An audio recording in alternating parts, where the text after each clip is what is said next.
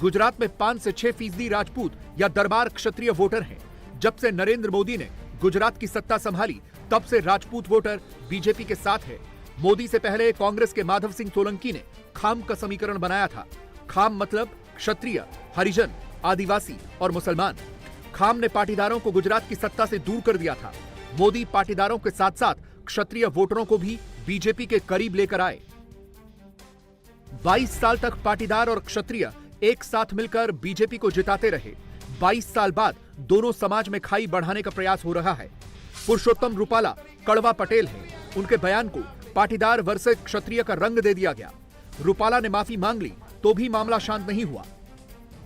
गुजरात में क्षत्रिय समाज के करीब 7% वोटर्स हैं और पाटीदार समाज के करीब 14-15% वोटर्स हैं। बीजेपी इस बात से भली भांति वाकिफ है और इसीलिए क्षत्रिय समाज की नाराजगी की वजह से रूपाला का टिकट छीनकर वो पाटीदार समाज को नाराज नहीं करना चाहती थी। वहीं दूसरी तरफ क्षत्रिय समाज के साथ भी बीजेपी ने बहुत ही संयम से बर्ताव किया है। रूपाला ने कई बार माफ़ी मांगी, पार्टी के कई नेताओं ने भी कई बार क्षत्रिय समाज से अपील की। पूरे एपिसोड में पार्टी का जो रुख है वो कहीं पर भी एडमेंट नहीं दिखा, अड़ियल नहीं दिखा। और मैंने जब खुद यूनियन होम मिनिस्टर अमित भाई शाह से रूपाला का जो पूरा मुद्दा है उस पर क्षत्रिय समाज की नाराज़गी को लेकर के बात की, तो उन्होंने भी यही बताया कि क्षत्रिय समाज रूपाला की माफ़ी पर गौर जरूर करेगा। गुजरात में 2017 का विधानसभा चुनाव याद कीजिए। हार्दिक पटेल के आंदोलन को दबाने से पाटीदार नाराज हो गया था। नुकसान बीजेपी को उठाना पड़ा। उस चुनाव में कांग्रेस सीटों के मामले में बीजेपी के करीब तक चली आई थी और बीजेपी सरकार मुश्किल से बच पाई थी। 2024 में मोदी कोई भी रिस्क नहीं लेंगे। क्षत्रिय वोटर किसी भी सीट पर निर्णायक नहीं है, तो भी उनको नाराज नहीं रखा जाएगा। गुजरात में अमित शाह ने कुछ पब्लिक मीटिंग और रैलियां की हैं। आगे यहां मोदी का मेगा शो शुरू होने वाला है। उससे पहले प्रधानमंत्री महाराष्ट्र और कर्नाटक जैसे राज्यों पर फोकस कर रहे हैं। शनिवार को मोदी ने पूरा समय महाराष्ट्र को दिया तो रविवार को मोदी ने कर्नाटक में 4 पब्लिक मीटिंग की। बेलगावी, उत्तर कन्नड़, दावणगेरे और बेल्लारी। मोदी ने एक ही दिन में कर्नाटक को मथनी की तरह मथ दिया। सवाल यह है कि बीजेपी के लिए मक्खन कितना निकला। 2014 के पहले का समय याद कीजिए। आए दिन बम धमाके होते थे कि नहीं होते थे? बेंगलुरु में बम धमाके होते थे कि नहीं होते थे?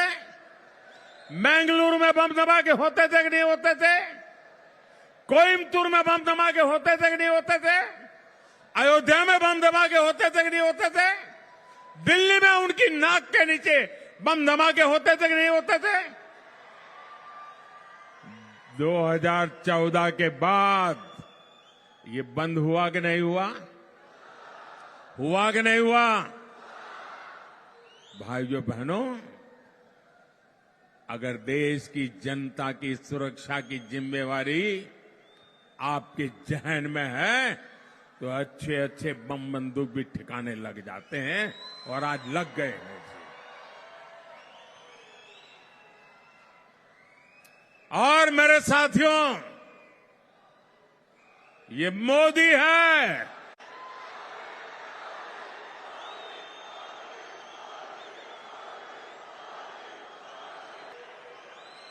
जो लोग जो पड़ोस में से आतंकवाद एक्सपोर्ट करते थे, जो पड़ोस में से आतंकवाद एक्सपोर्ट करते थे, आज वो आटा इंपोर्ट करने के लिए लाले पड़ रहे हैं, लाले पड़ रहे हैं। कर्नाटक में कांग्रेस की सरकार है। यहां से उसे अपने सांसद बढ़ाने हैं। 2019 में कांग्रेस का एक ही सांसद चुना गया था। 2024 में उसे डबल डिजिट में आना है। कर्नाटक में दूसरे राज्यों से अधिक वोट पड़ रहे हैं। उत्तर में जहां औसत 60% की वोटिंग का चल रहा है, वहीं कर्नाटक की 14 सीटों पर करीब 70% मतदान रिकॉर्ड किया गया। यहां कम वोटिंग वाला नैरेटिव नहीं चल सकता। आपने कांग्रेस के शहजादे का एक ताजा बयान जरूर सुना होगा। ये शहजादे का कहना है कि भारत के राजा, भारत के महाराजा ये अत्याचारी थे, ये गरीबों की जमीन छीन लेते थे, जब मर्जी पड़े तब उनका सब हड़प कर लेते थे। कांग्रेस के शाहजादे ने छत्रपति शिवाजी महाराज, चित्तूर की रानी चिन्नम्मा जैसे महान व्यक्तित्व का अपमान किया है। याद रखिए, शाहजादे ने राजा महाराजा को बुरा भला कह दिया, उनकी तो आलोचना कर दी, लेकिन भारत के इतिहास में जो अत्याचार नवाबों ने किए, निजामों ने किए, सुल्तानों ने किए, बादशाहों ने किए, उसकी बात पर तो शाहजादे के मुंह पर ताला लग जाता है, बोलती बंद हो जाती है और राजा महाराजाओं को गालियां दे रहे हो, उनको अपमानित करते हो। राहुल गांधी जब भी ऑफेंसिव होते हैं, कोई न कोई गलती कर जाते हैं। कांग्रेस जब ऑफेंसिव पिच पर आती है तो गालियों वाली भाषा बोलने लगती है। प्रियंका गांधी वाड्रा ने मोदी पर ऑफेंसिव होने की कोशिश की तो उनको गप्पू अंकल बताने लगी। ये सच हो सकता है? आप सोचिए, ये सच हो सकता है कि कोई ऐसा राजनीतिक दल सरकार बनाएगा जिसमें एक्सरे लेके आपके घर के अंदर घुसकर आपके गहने निकाल के किसी और को दे देगा? ये सच हो सकता है? इस तरह के तिकड़म से मोदी को घाटा होना होता तो जाने कब का हो गया होता। मोदी को घेरने के लिए ग्राउंड वर्क की जरूरत है, जो न तो कांग्रेस के पास दिख रहा है और न उसके इंडी अलायंस पार्टनर के पास।